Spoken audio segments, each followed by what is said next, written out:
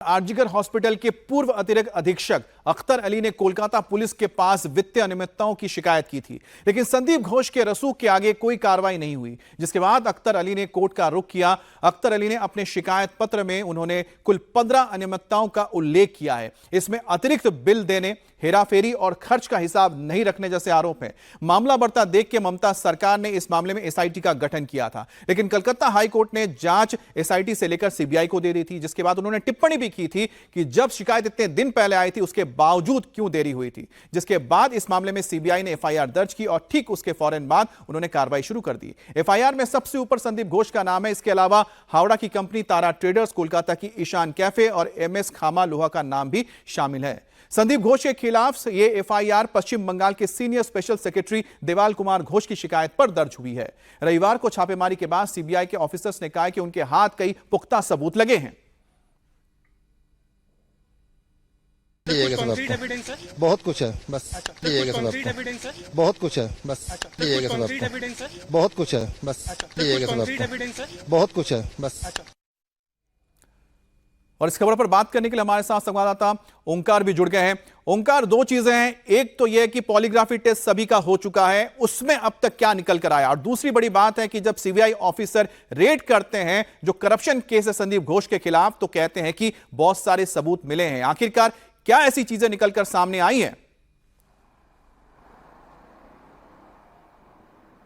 अमित, सबसे पहले तो ये कहना चाहूंगा कि सीबीआई अब दो जांच कर रही है। एक तो आरजीकर मेडिकल कॉलेज और अस्पताल में डॉक्टर बिटिया की रेप और हत्या के बारे में जैसे जांच कर रही है, और दूसरी ओर ये सारा जो करप्शन है यानी कि भ्रष्टाचार है संदीप घोष के खिलाफ जो आरोप लगा है उसमें भी सीबीआई अब जांच पड़ताल कर रही है। तो जैसे कि कल देखा गया, लगातार कई घंटों तक सीबीआई की टोटल 26 ऑफिसर 15 जगह में पहुंचे और 15 जगह में पहुंच के लगातार घंटों पूछताछ करती रही। उसमें संदीप घोष के घर पे भी सीबीआई पहुंच गई थी और सीबीआई कई सारे वहां से जो डॉक्यूमेंट्स है वो डॉक्यूमेंट्स भी उन्होंने कलेक्ट किया है। इसके अलावा मां तारा ट्रेडर्स जो कि हावड़ा में है, हावड़ा में भी वहां पर छापामारी किया गया सीबीआई द्वारा एवं वहां पर भी बहुत सारे दस्तावेज मिले सीबीआई को।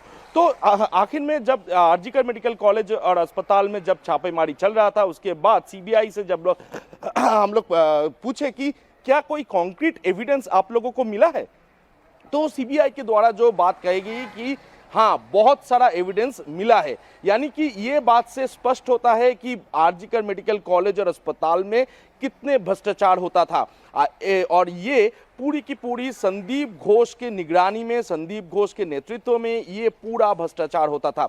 तो यही कहीं ना कहीं जो सवाल है कि संदीप घोष पूरा आरजीकर मेडिकल कॉलेज और अस्पताल में अपना राज चलाता था और भ्रष्टाचार भी लगातार करता रहता था।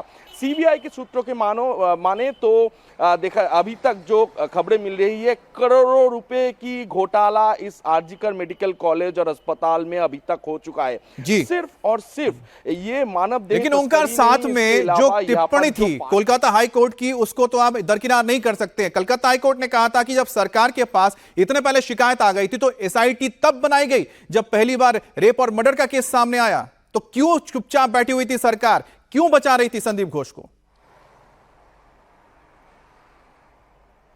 जी देखिए अमित, ये सवाल सबसे बड़ा है क्योंकि अख्तर अली ने अब ये मुद्दा उठाया, ऐसा नहीं है। 2023 साल में भी उन्होंने कंप्लेन दर्ज करवाया था। उसके बाद उसके कंप्लेन के अगेंस्ट में देखा गया है कि एक एसआईटी का तब गठन किया गया था, लेकिन उसमें कोई भी जांच पड़ताल नहीं हुआ। स्वास्थ्य भवन से भी कोई जांच पड़ताल नहीं हुआ इसके खिलाफ, बल्कि देखा गया कि संदीप घोष को ट्रांसफर करके फिर से लौटाया गया। दो बार ट्रांसफर होता है, 2 बार ट्रांसफर करके उनको आरजीकर मेडिकल कॉलेज वापस लेके आया जाता है।